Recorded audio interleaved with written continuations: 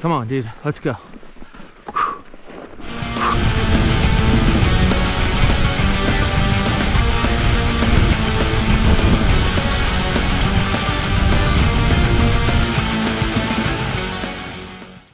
Hey, what's up, everyone? Welcome back to One Track Mind. We're making our way through the list, narrowing it down to my top 5. Today we have my 4th favorite line of 2023. And this line is in one of my favorite zones in the Sierra Nevada. I love this spot because it's super steep and opens the door for high-speed skiing. Before we get into that, though, I gotta talk a little bit more about Tahoe Winners. If you've been following along on this series, you've heard me talking about how deep and cold it was in Tahoe last year. While this is true, it's also worth noting this is Lake Tahoe, and we always get rain in the middle of winter.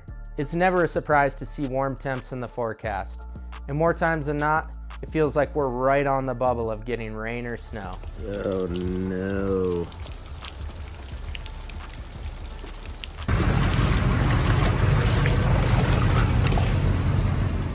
Anyway, after that early March rain event, we aim for some higher elevation terrain.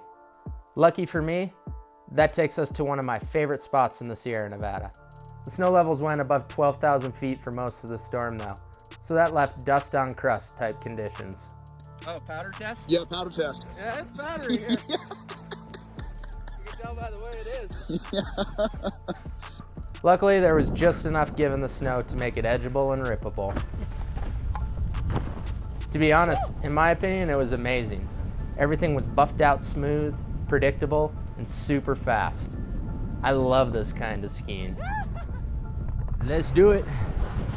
I picked off a number of high-speed descents that day, letting the snow dictate my line choice and taking advantage of the fast conditions.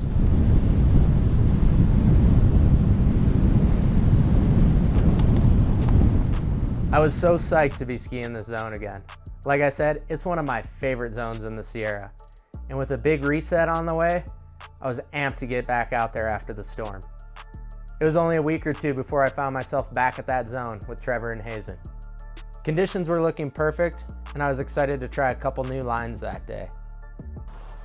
We had some upslope winds that morning, so I wanted to warm up with a more straightforward line. Again, this zone just speaks to my style of skiing. Fall line, fast, and fluid. This is truly my dream zone.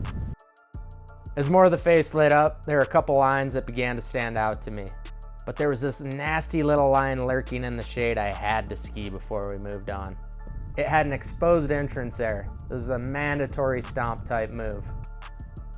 After dropping in, the upslope winds swirled my slough into the air, making visibility on my bottom air blind, so I had to hold up and let things clear out.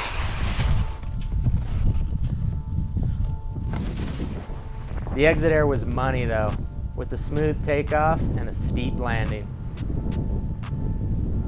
The exposed gnar was pretty fun, but I gotta admit, I'm more into the high-speed fall line skiing, so I kind of shifted my focus to the sunny side of the zone. There's a bunch of different line options on this face, and Trev started things off with the beauty of a line. As always, he made it look effortless and fun, which got me amped and fired up to send my line. As I looked down my line, I began to worry about my third air. It looked like it had a flat landing, and I wasn't really feeling super confident about it. So I decided to drop into this other line first. This entrance air was so fun, and set me up to be flying down the mountain. Honestly, it was exactly the confidence boost I needed.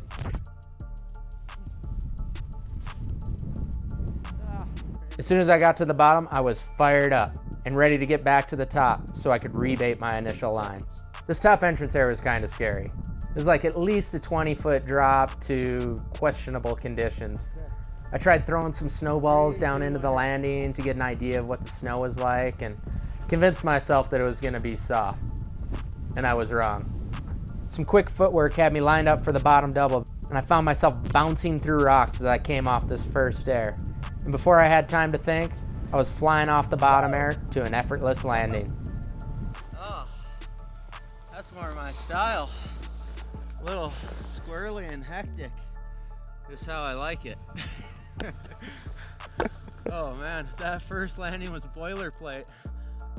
Oh God. Little wheelie Well, 20-foot acid drop to boilerplate ice. And then second takeoff was all rock. I was like dancing through rocks on that takeoff. All clack, clack, clack, clack. Come on. That was fun. Now for the drone angle. I love this shot. I feel like it captures the speed and the hang time off these airs so well. My man Hazen Wilson nailed the shot on this one.